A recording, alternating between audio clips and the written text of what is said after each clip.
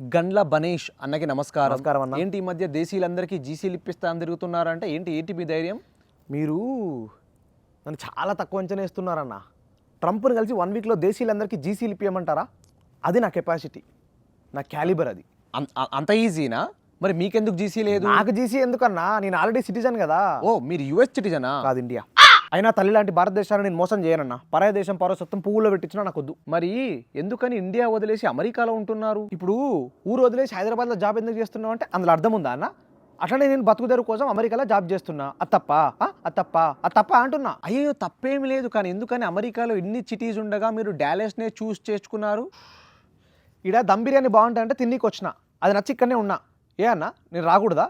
నేను ఉండొద్దా డాలస్లో? ఎందుకు ఉండకూడదన్నా? లక్షణంగా ఉండొచ్చు. కానీ ఇండియాలో మీరు 1,00,000 జీతం వదిలేసి డాలస్కి వచ్చింది దమ్ బిర్యానీ తిననీకి కాదు, డాలర్స్ సంపాదించనీకి అని జనాలు అంటున్నారు. మరి వాళ్ళకేం సమాధానం చెప్తారు? 1,00,000 జీతం అంటే నెలకు కాదు, సంవత్సరానికి. అయినా వాళ్ళకి సమాధానం చెప్పేంత టైం లేదు నా దగ్గర. అసలైన జీవితం పోరాటం. ఎప్పటికప్పుడు ఒక గోల్ పెట్టుకొని ముందు పోవడం జరుగుతుంది. ఏదో ఒక గుండ్రా ఎత్తుకుంటా. రెస్టారెంట్ అని అన్నదానాలు, కంపెనీలు పెట్టి జాబ్ దానాలు, ఇట్లాంటి సోషల్ సర్వీసెస్ చేస్తుంటా. మన పాత ఇంటర్వ్యూ ఒకటి ఇంటర్నెట్లో హల్చల్ చేస్తుందన్న, ఒకసారి చూద్దామా? చూద్దామన్నా. బాబు, అది ప్లే చేయండి అమ్మా. గండ్ల బనేష్ గారు, మీరు కంపెనీ ఏదో పెట్టి స్టూడెంట్స్కి జాబ్స్ ఇప్పిస్తున్నారంట. అసలు ఈ మార్కెట్లో కూడా జాబ్స్ వస్తున్నాయా?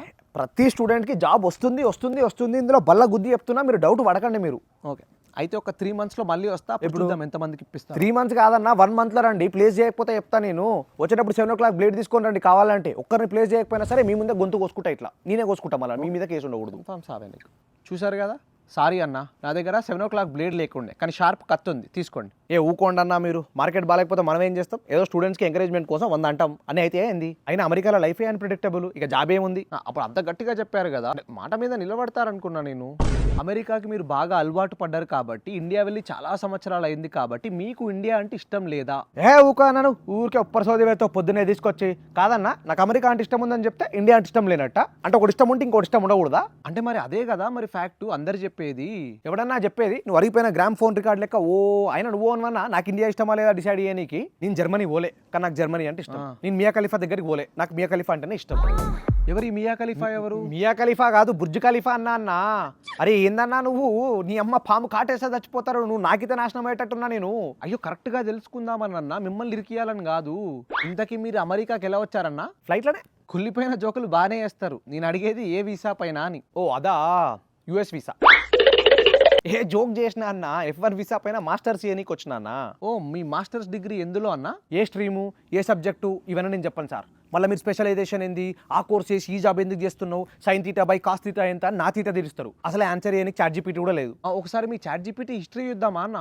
ఇగో గివే ChatGPT history, chrome browser history. ఎందుకన్నా ఇవన్నీ?